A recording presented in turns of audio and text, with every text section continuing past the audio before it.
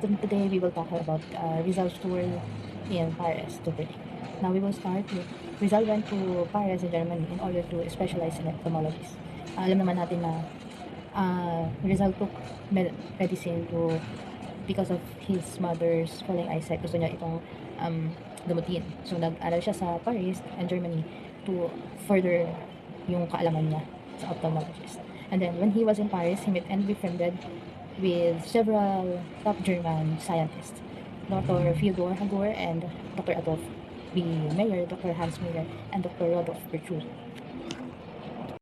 After his studies in Central University of Madrid, Rizal, who was 24 years old and already a physician, went to Paris in order to acquire more knowledge in ophthalmology. On his way to Paris, he stopped at Barcelona and to visit his friend Maximo Viola. Maximo Viola, for the information, is the savior of the No Limit Angere. Kasi ng mga times na yan, gusto na itigil ni Rizal ang itigil at sunugin na lang ito dahil sa kagipitan nararanasan. And when Maximo Viola knows it, he funded the implementation of the No Limit Angere. Kaya siya tinatawag ng savior kasi kung hindi dahil sa kanya, wala tayong mabasang No Limit Angere at wala tayong mapapag-aralan ngayon. And after that, Rizal stayed 4 months and worked as an assistant of Dr. Louis D. Wickert at Dr. Wickert is a leading ophthalmologist. Nag-stay siya dito at natuto siya ng iba pang mga knowledge. On February 8, 1886, Rizal arrived in Heidelberg, a historic city in Germany famous for its old university and romantic surrounding.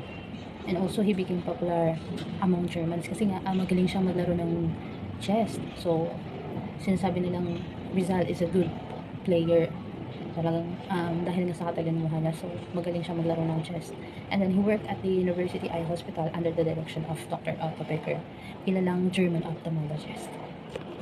On July 31, 1886, he wrote his first letter to Professor Ferdinand Blumentritt, who is the director of Ateneo of Leibnitz, Austria. Blumentritt is an Australian ethnologist and he has an interest in Philippine language. Sumulat siya kay Blumentritt at binigyan niya rin ng libro si Blumentritt na ang title is Arithmetica na nakatranslate sa Tagalog and Spanish. And also, Blumentritt became his best friend of Rizal when he is in Leipzig and Dresden.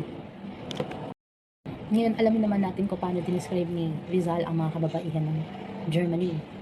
So, sabi niya, ang characteristics daw ng mga babae sa Germany is serious, diligent, educated and friendly, not gossipy and quarrelsome. Sinabi rin niya na, like the Spanish women, they are not particular about the beautiful dresses and expensive jewelries, though they could dress nicely like any other women.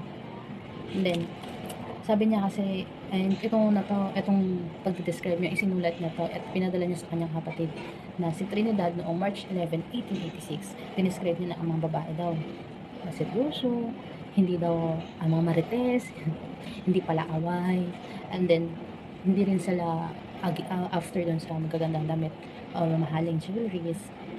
And pero marunong sila magdala, marunong sila magsuot ng damit, and magaganda pa rin sila. They are like any other women in the world pa rin daw. And then also, he compared German women in Filipina.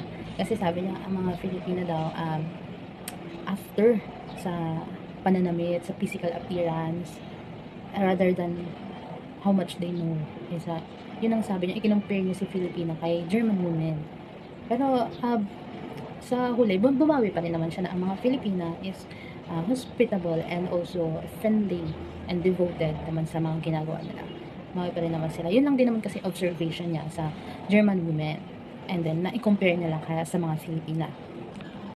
Admire din siya sa customs of German. Kasi on Christmas season, people will select a pine tree from the bushes and adorn it with lanterns. Nalagyan nila ng lanterns, mga papers, ng lights, ng dolls, candies, fruits, or anything. And then, another is the self-introductions to strangers in a social gathering. Kabastusan sa kanila kapag hindi mo pinakilala yung sarili mo, lalo na kung may mga gathering, kailangan ipakilala mo sa kanila. Mahalaga sa kanila yung pagkakakilanlan ng isang tao, lalo na kapag may mga okasyon. Kaya si Rizal, natuwa siya dito kasi talagang parang hindi mo mararamdamang hindi ka welcome eh. So you need to introduce yourself for them to know who you are. And then, yun ang natuwa siya kasi nandun yung ano niya nandun yung hindi ka ano mo yung left behind. So kailangan pakilala ka ng sarili mo, introduce mo kung sino ka, ganun. Doon siya natawa. Rizal. When Rizal went to Berlin, he met for the first time Dr. Hagur. Dr. Hagur introduced Rizal to Dr. Rodolf Virchow, a famous German anthropologist, and its son, Dr. Hans Virchow, professor of descriptive anatomy. He almost met Dr. W. Rost, geographer.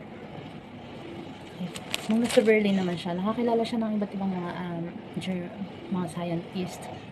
And also, Dr. Hagur is a German scientist, traveler, and the author of Travels in the Philippines. And then, Rizal worked in the clinic of Dr. Carl Ernest. He became a member of anthropology. And then, Rizal worked in the clinic of Dr. Carl Ernest. He became a member of Anthropological Society. He became a member of Anthropological Society, Ethnology Society, and Geographical Society of Berlin upon the recommendation of Dr. Hagur and Dr. Miller. Kasi noon, hindi ka makakapasok ng isang society nang wala kang recommendation ng mga kilalang tao or personality. So kapag may recommendation ka, so ang lakas ng kapit mo, alam mo yung mga batikan na to or kilalang scientist na to na nagre-recommend sa'yo makapasok dito sa mga society na to. And then, napakalaking blessing sa kanya yun, or napakalaking advantages yun kasi mga kilalang batikan ng mga well-renowned talaga yung mga nag-recommend sa kanya eh. So, and then next, Dr. Virchow acknowledged that Rizal is a genius. So, matalino naman talaga ang ating patriot, diba? So, kinomplement siya ni Dr. Virchow na matalino, genius. And he also invited to give a lecture before the Ethnographic Society of Berlin. Diba? Mga kilalang ano pa talaga yung nagtuturo sa kanya. So, baka blessed niya ng mga panahon na yun. Kahit na nagkakaroon siya ng mga struggles, pero may mga blessing pa rin na dumadating sa kanya. And then, Rizal wrote a scholarly paper in German entitled Tagelische Werkkunst. Binasa niya to noong April 1887. Tagelische Werkkunst means Tagalog metrical art. Let us know kung ano nga ba ang naging buhay ni Rizal in Berlin. Sabi dito, Rizal went to Berlin not as a student or a curious tourist. Hindi siya pumunta doon ng gusto niya lang pumunta. Meron siyang 5 reasons bakit pumunta siya sa famous city na yon. First, is to gain further knowledge of ophthalmology. Kaya nga, gusto niya pang mas mapalawak yung kaalaman niya dahil sa sakit ng kanyang ina na malapit ng mabulag. And then second, to further his studies of science and languages. Yan nga mga natututunan niya, mga iba't ibang lengguwahe, sa mga iba pang research na makakatulong sa kanya para sa mga goals niya or mga gusto niyang gawin. Hindi para sa sarili, para sa ina, at para na rin sa bayan. Then third, to observe the economic and political conditions of the German nations. In-observe niya rin yun. Ikumpara niya rin sa Pilipinas, and then economy ng Pilipinas and political and then economy ng German nations. Fourth, to associate with famous German scientists and scholars. Yun nga, nakatagpo siya ng iba't ibang renowned na German scientist na nabigyan pa siya ng mga recommendation to alam mo makapasok pa sa iba't ibang society, di ba? And then at last to publish his novel No Limit ang Higit. Yun talaga yung talagang plan niya or idea niya talaga na ma-publish tong No Limit ang Higit. Alam naman natin kung ano yung nilalaman ng No Limit ang Higit. It is about the how Spanish colonial pinahirapan ang Pilipinas or mga Pilipino. Doon niya lahat pinakita, isinulat niya lahat ng mga nilalaman or nararanasan nating mga Pilipino ng panahon na yun. Bakit nga ba sinasabi na sa Berlin, it is Rizal's darkest winter? Bakit nga ba nila nasasabi yun? Based kasi doon sa nabasa ko, dahil nga ng mga panahon na yan, walang-wala siya. Nakakaran siya ng gutom. Nandyan yung one time na isang beses na lang siya kakain, tapos ang kakainin pa is bread and water only. Because dahil nga sa kahirapan na nararanasan ng pamilya niya sa Pilipinas, hindi siya napapadalhan. So, nagkaroon siya ng breakdown, nagkaroon siya ng sakit, sa health problem, na hindi niya naman nararanasan talaga nung nasa Pilipinas siya. Nung nagkaroon lang talaga ng problem sa family niya dito sa Pilipinas, hindi na siya napapadalhan. And then, dyan pumasok na tinulungan siya ng kaibigan niya si Maximo Bayola.